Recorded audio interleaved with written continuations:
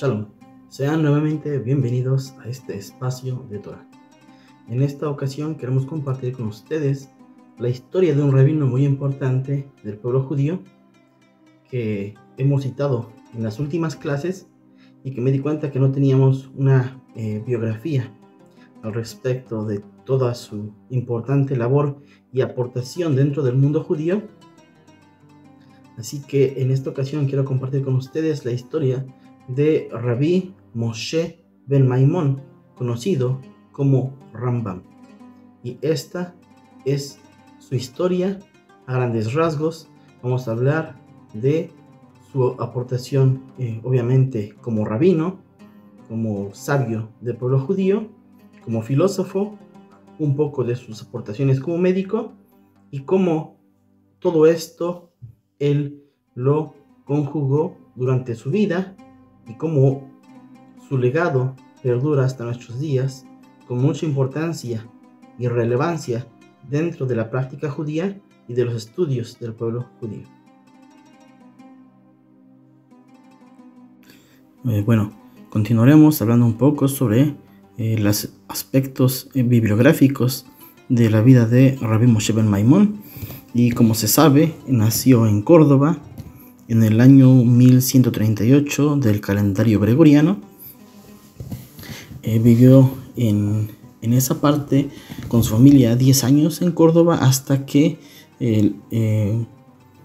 llega una corriente extremista de musulmanes desde África, cruzan el mar Mediterráneo, llegan a las tierras españolas y expulsan a la gente judía y cristiana de esas regiones, a los que no eran musulmanes. Y la familia de Maimónides tiene que escapar por toda la península. Se llegan a asentar en Almería, pero más tarde llegan esta corriente a los almohadines, me parece que eran, llegan allá a Almería, y también de ahí tiene que salir la familia de Rabbi Moshe ben Maimón escapando. Él está como hasta los 21 a 22 años en España. Tiene que salir, se entiende que salen por Francia, su familia. Pasan por Francia y después bajan en barco hasta Marruecos, donde se sabe que se estableció la familia por 5 años. Igual ahí se establecieron. El Rabbi Moshe ben Maimón se dedicaba a estudiar la Torah, siguió estudiando la Torah por mucho tiempo. Ya a los 20 años era un gran erudito de los conocimientos rabínicos.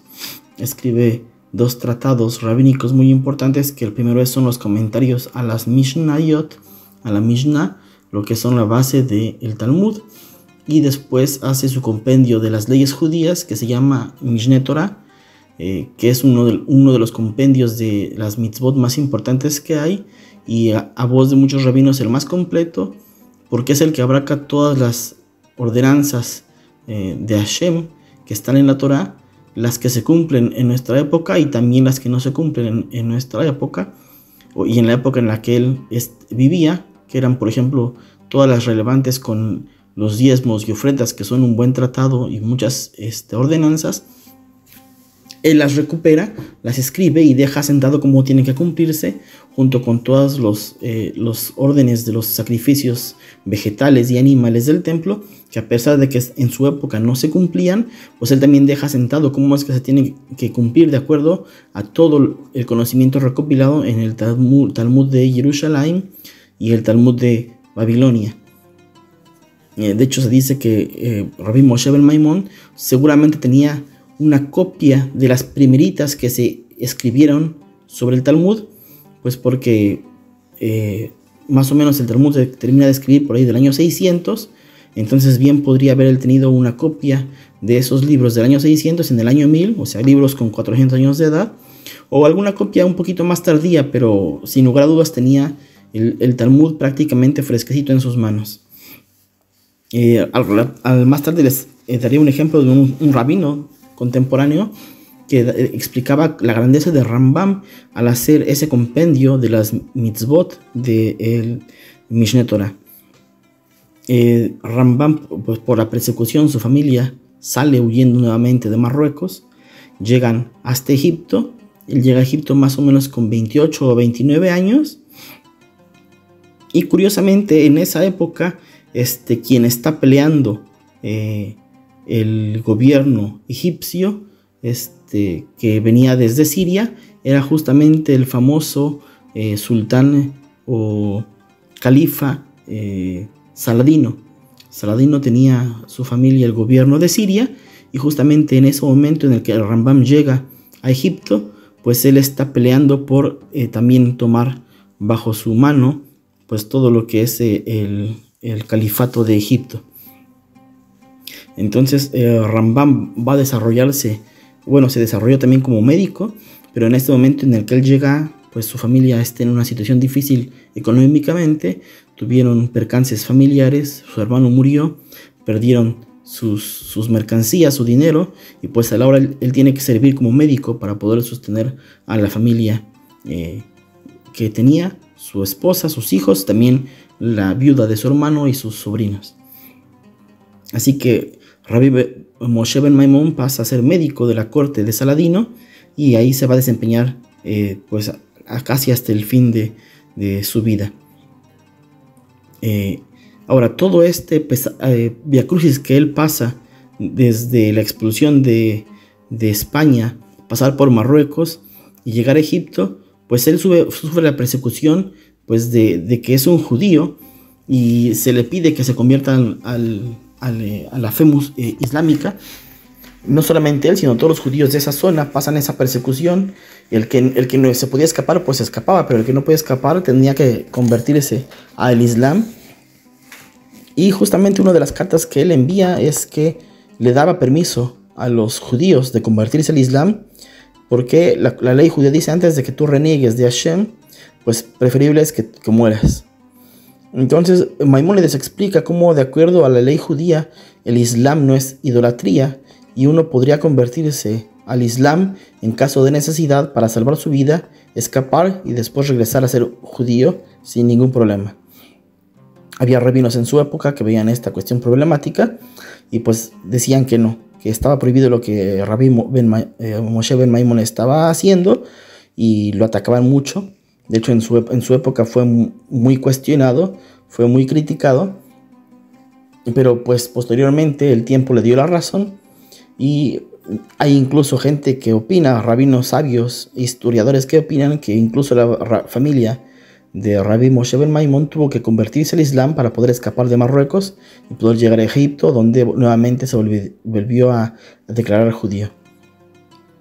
Entonces, el que haya pasado él toda esta problemática le ayuda para entender una problemática que hay también con judíos de la península arábiga, en especial en el país de Yemen.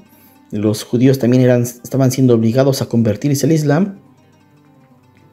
Y nuevamente Rabbi Moshe ben Maimón les escribe una carta a los sabios de Yemen y les dice: ustedes tienen que ayudar a la gente para que puedan convertirse al Islam, díganles que se puede, después que se escapen y regresan a ser judíos. Obviamente eso le dio mucha tranquilidad a los judíos de Yemen, y más tarde, con la influencia que él tenía en la corte de Saladino, le pide que le escriba al califa de Yemen para que dejen de perseguir a los judíos de Yemen y los dejen mantenerse como judíos, cuestión que logra, lo cual por supuesto a ojo de los judíos de Yemen, de la gente de las ciudades y de los pueblos, pues fue un acto heroico. Para ellos fue como prácticamente vivir la época mesiánica en sus días, porque de vivir perseguidos por los califas para que se hagan musulmanes, y de repente el Rabbi Moshe ben Maimón, médico de la corte del califa de Egipto, les concede un edicto que los dejen en paz y los dejen vivir como judíos, pues para ellos fue una cuestión muy grande que pudieran conseguir este edicto. Y de ahí va a ser que hasta nuestros días los judíos de Yemen, una buena porción de ellos, siguen al pie de la letra todas las enseñanzas de Rabbi Moshe ben Maimón. Yo lo sé de primera fuente. Tengo muchos conocidos que son yemenitas y que prácticamente se saben al derecho y al revés todos los escritos de Rabbi Moshe ben Maimón, que no son pocos, son muy extensos, y pues los manejan de forma extraordinaria.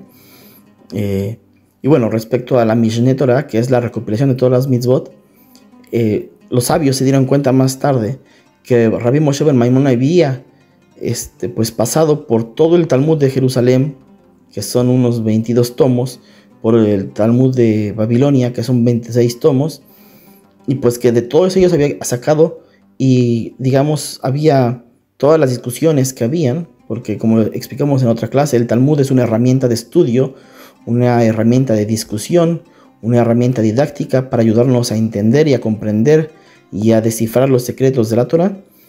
Pues en esta práctica de ser una herramienta didáctica, pues lo que no tiene es, digamos, un lenguaje concreto de cómo poder saber la ley, cómo es prácticamente que hacemos la ley.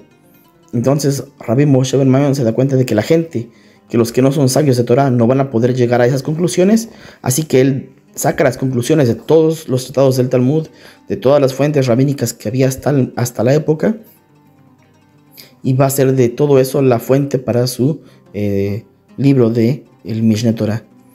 El rabino Mordejai Eliyahu, el rabino principal de Israel para la corriente sefardita, dice que en nuestros días hubo una grande empresa rabínica que se juntaron más de 20 sabios de nuestra época para hacer una enciclopedia talmúdica, en la cual organizaban toda la temática del Talmud de forma enciclopédica, por orden alfabético, A, y todos los temas que tienen que ver con la B, y todos los temas que tienen que ver con la Bet, Gimel, y todos los temas que tienen que ver con la Gimel. Dice, y a pesar de que eran 20 sabios que estaban trabajando en esta excelente obra, de repente se daban cuenta que habían dejado un tema por ahí. De repente tenían que hacer una fe de ratas diciendo, en el inciso Gimel, en el inciso 3, olvidamos este punto y este punto y este punto. Y el otro año otra enciclopedia diciendo, en el inciso tal, olvidamos este punto y este punto. Dice, imagínense que hoy en día 20 sabios, que de verdad eran gente conocedora de la Torah, de repente se daban cuenta que se habían olvidado un tema. Bueno, la metodología de Rabbi Moshe ben Maimón fue tal que él solo hizo todo ese compendio y no dejó una sola ley detrás. Dice, entonces, para que se den cuenta del tamaño de sabio que era Rabbi Moshe ben Maimón, que incluso 20 sabios hoy de nuestro día, con todas las herramientas que tienen, no pudieron hacer un trabajo como el de Rabbi Moshe ben Maimón. Eso es solamente hablando de su trabajo como rabino. Ahora, como filósofo también fue muy importante para el pensamiento judío. Tiene libros muy importantes como el Moreh Nevuchim, la Guía de los Perplejos, Shemona Perakim, los 8 capítulos introductorios para las Mishnayot, y Sefer Ahava, y muchas de sus cartas que también son muy tratados filosóficos muy interesantes para entender el pensamiento judío. La aportación de Rambam también, digamos, para el judaísmo viene que él manejaba muchas fuentes también griegas. Y pues para que no se discriminara el pensamiento griego entre todo lo que él veía, decía, miren, yo voy a decir la verdad nada más, pero no voy a decir quién me la dice. A veces la recojo de los sabios, a veces de los filósofos. Dice, la verdad es la verdad, y no porque la diga un griego, la vamos a negar. Entonces, dentro de sus escritos, él deja muchas enseñanzas también que retoma él de los pensadores griegos, y dice, si este pensamiento es verdadero y nos ayuda para poder profundizar en nuestro estudio, también lo voy a utilizar, no lo voy a dejar por fuera.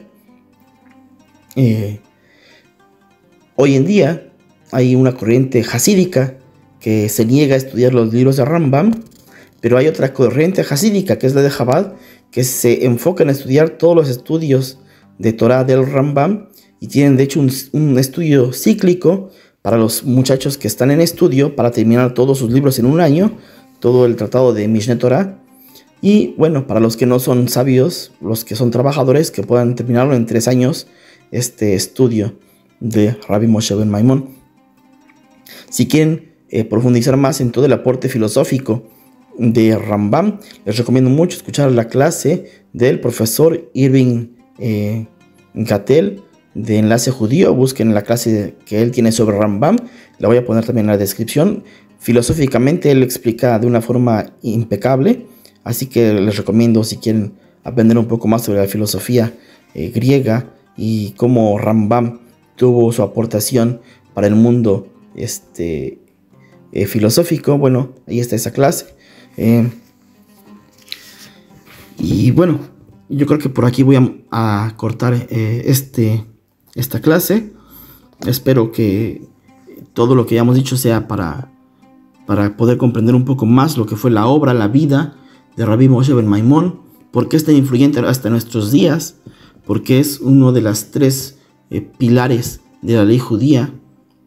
Cuando Rabbi Yosef Karo, en el año 1500 aproximadamente, vuelve a hacer un compendio de las leyes judías, él toma como uno de los tres pilares básicos para su libro alágico, pues los libros de Rambam, sus dictámenes rabínicos.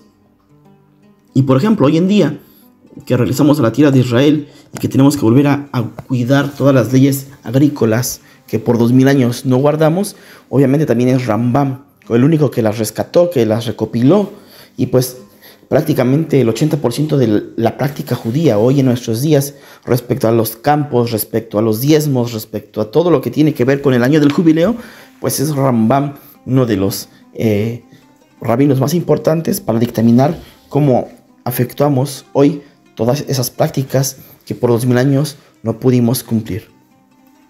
Espero que haber podido ayudarles a entender un poco más sobre la importancia de Rabbi Moshe ben Maimón.